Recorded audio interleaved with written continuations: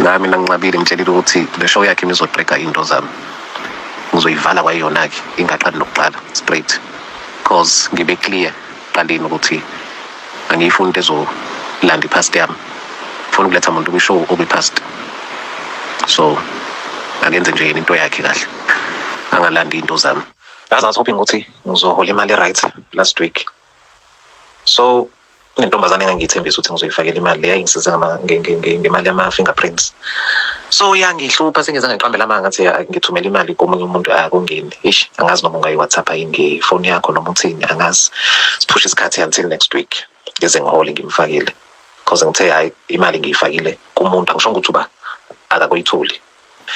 Yo, yazi inkinga zami iningi. Okay, akuyona into etheni ukuthi kufuna ngihlale phansi ngicalculate, kufuna ngikhokhele uphindile, kufuna la ngikhokhele lo mfana into July, kumele ngifake imali kulo mfana lo ozalo, yabo angifuni ukuthi uVelokazi mayiseposta mina hayi ngimtshelile ukuthi angaposti lutho, so yena wa-insista ke kwathi uzoposta. Okay, inkinga zami angistresswa yileyo nto ya-month end nje, bekuyileyo nto nje kuphela ukuthi mama wami nje phansi and into engiyifunayo eyisupport angiyitholi, but ngiya-understanda uVelokazi ukuthi wayesho kanjalo, yabo. And nakaphiwe kuthiwa angenze imbeleko yengane, jiki manje ubaba khona ufuna ukukhuluma nami, angazi ukuthi ufuna ukuthini, yabo. Ukuze sikwazi ukuthi sikhulume earlier on, ngiphiwe idatha la kwi-sim card yami, bangiphiwe u-5 gig, so ngakwazi ukuthi ngiconnecte earlier on before ngibuyela endlini.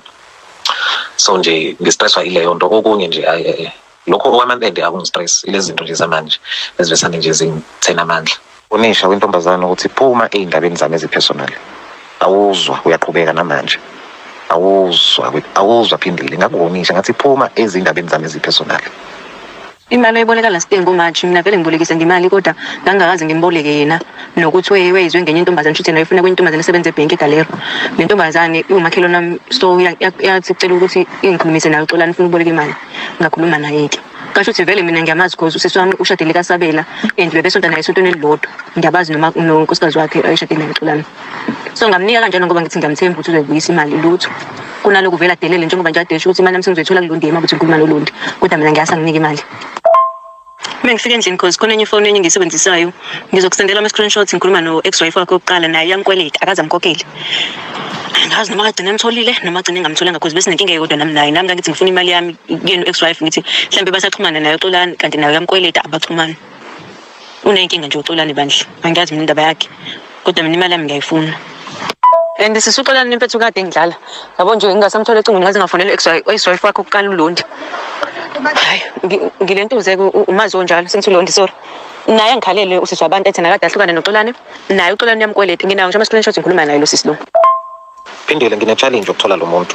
Into engizoyenza mfethu njengoba ngangichazelile ngithi ngicela ungilinde kube yileli sonto lamhla ka-15, then ngizoyithumela mina from la direct kuwena. Mengingakwenzi-ke lo guy usungakwenza ufuna ukwenza mfethu, ngiyaxolisa ukuthi ngifake imali kumuntu kumele ayithumele kuwena and akangiphenduli, which means uyidlile, uyangi-ignora nje straight.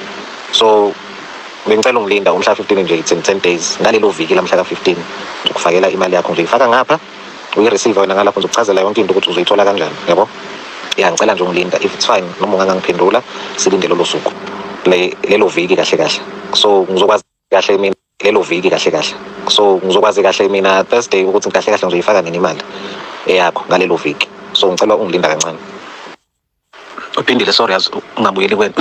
Ngilala ile ngivuke late, ngimfonele from ekuseni ngiphaphama akayibambi phone mfethu, and manje angisathandi, angikwazi ukwenza i-transfer engemanje because ngilinda u-15 days. Ngiyenzile i-transfer end of the month, ngilinda u-15 days ukuze ngenze enye. Uma ukuthi ugcine delay ukuyifaka, bengicela ukuyifaka straight kuwena wamanje, angisayifuni into ezongikhulumisa. Ngifayikena ngoba bengimthemba bekhonte into abengisiza ngayo for the past couple of months. Ngase ngithi akakufakele imali engiyithumele kuyena. So angazi ngoba izolo ebusuku ubethe usemsebenzini uzoyenza namhlanje kuseni. Namhlanje ngimfonile ngaba 10 akabambi phone, kaze kuthumela i-screenshot bengakuphendula. Angazi noma ulele noma ubusy ngoba uthe u-off namhlanje, uzohamba nomndeni wakhe beyogrosa or something.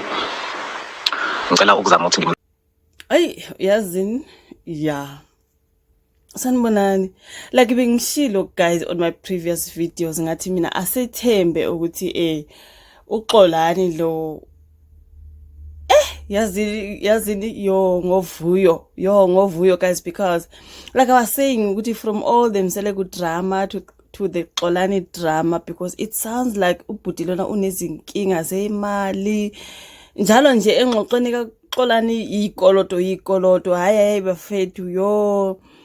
Is he really in love mhlambe ngoba ngeke ngathi kukhulunywa nge-reality show ukuthi ngathi kuzoshutha i-reality show and ubhutizi uzokala ngathi uthi akafuni indaba ze-past yakhe on the show. Angazi mina, you know what mina nje I'm starting to think ukuthi yonke lento bayenzela mhlambe ishow because like really ngoba kukhona imbazwile allegedly bethi uvuyo ngathi kahle kahle lo bhuti lona yena akakamithi like face to face abakakabonani yonke lento enje elobola nakho konke kwenziwa nje ubhuti lo ngathi ulenga ngaphesheya and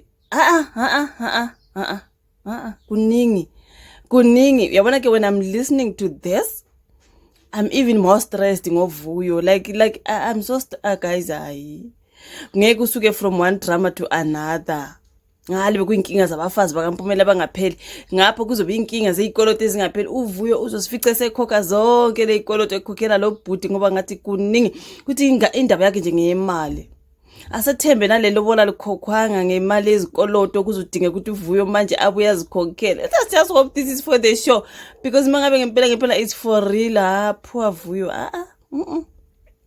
hayi bafethu ngeke ubhuti lo la khuluma khona njalo ukukhuluma ngokukhokha izikoloto la ngizwa khona ivoice kaXolani Sabelo ngizwa indaba yokukhokha izikoloto only we hayi bafethu ngathi kuningi kule ndawo and isithembe bendlo ngizipostile mina enzosilahlela la on my screen. I really thought that is Xolani but sometimes ithombe guys umuntu ubukeka ngenye indlela kwezi ithombe umuntu abukeka ngenye indlela so allegedly that is ubhuti kaXolani obekade khona lapha kumalobola negotiations lo ngimbeka ku screen.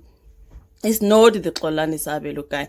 The Xolani Sabelo guy yilona and then lona ngomfowabo obekhona kwizingxoxo zamalobolo. We just confusing the two brothers, okay?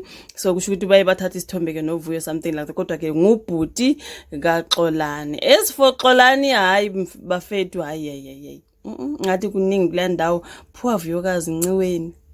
Asithembi yolungisa yonke le ndaba ezikoloto mina sengibona nje ngathi zizokhokhwa nguvuyokazi zonke lezi izikoloto umntana abantu wazi wayifaka hayi yazini.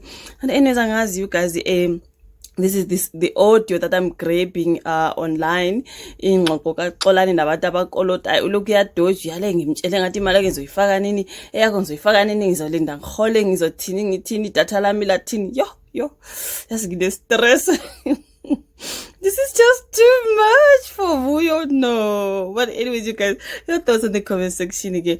If you like video, subscribe, share, sabona na kufundi kwenye video landelayo. Bye.